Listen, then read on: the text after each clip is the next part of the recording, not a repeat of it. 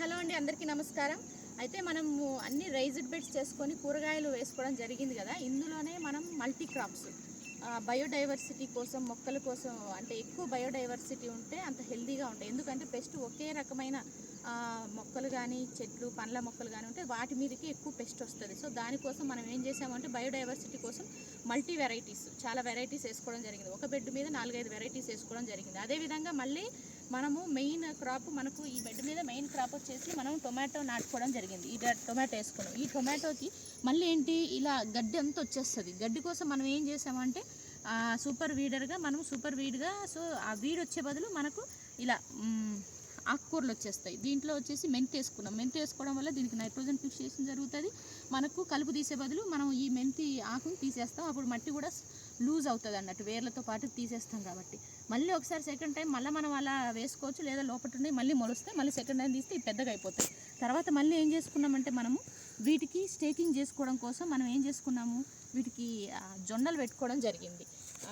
మొక్కకి చివర్లలో బెడ్స్కి జొన్న మొక్కలు పెట్టుకోవడం జరిగింది. ఇక్కడ మీరు చూసినట్లయితే చూడొచ్చు, ఇవంతా జొన్నలు. సో జొన్నలు వచ్చేస్తాయి. సో జొన్నలు తినడానికి పిట్టలు వచ్చి ఇందులో ఉన్న పురుగుల్ని తింటాయి. మళ్ళీ తర్వాత మనం ఏం చేసామంటే ఈ బెడ్స్కి సైడ్లో ఎడ్జెస్కి మనం ఇలా బీట్రూట్ కూడా పెట్టుకోవడం జరిగింది, బీట్రూట్ విత్తనాలు. సో ఈ సైడ్ కూడా ఎడ్జ్ వేస్ట్ కాకుండా బీట్రూట్ వచ్చేస్తుంది అన్నట్టు. ఈ విధంగా మళ్ళీ బార్డర్ క్రాప్స్గా మనం ఆముదాలు, సన్ఫ్లవరు, మళ్ళీ బంతి వేసుకున్నాం. అదేవిధంగా ఆవాలు వేసుకున్నాం. బెడ్స్ మధ్యలో అక్కడక్కడ సోంపు కూడా వేసుకోవడం జరిగింది. కొన్ని పెస్ట్ ట్రాప్ కోసం, కొన్నేమో పాలినేషన్ కోసం, ఎల్లో కలర్ అలాంటివి ఇలా ఈ విధంగా వేసుకున్నాం. ఇక్కడ మీరు చూస్తే ఇందులో మనం వచ్చేసి ఇదంతా తోటకూర విత్తనాలు వేసుకోవడం జరిగింది. ఇది టొమాటోని.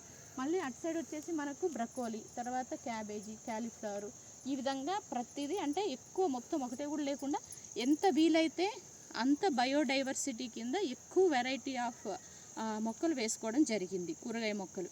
అంటే ట్రయల్ అండ్ ఎర్రర్లో చూడడం ఏంటిది జరిగింది అంటే, ఇలా ఎంత ఎక్కువ ఉంటే ప్రతి మొక్క కూడా ఆకుల నుంచి ఫోటోసింథసిస్ చేసుకొని అది ఫామ్ చేసుకున్న అంటే అది ఫోటోసింథసిస్ ద్వారా ఎనర్జీని 100% ఎనర్జీని తయారు చేసుకుంటే, ఏటీపీస్ని తయారు చేసుకుంటే 40% వేర్ల కన్నా పై భాగానికి ఉన్న ఆకులు, కొమ్మలు వాటన్నిటికీ ఇస్తుంది. తర్వాత మిగతా 30% వేర్లకు ఇస్తుంది.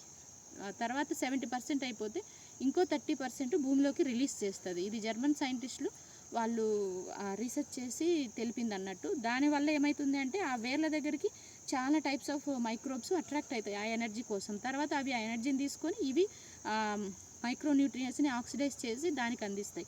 ఆ విధంగా పక్కన వేరే వెరైటీస్ ఆఫ్, ఎంత డైవర్సిటీ ఆఫ్ ప్లాంట్స్ ఉంటే ఒక్కొక్క మొక్క దగ్గర for example nitrogen fixing bacteria ఏమో ఇటువంటి వాటి మీ దగ్గర ఉంటుంది.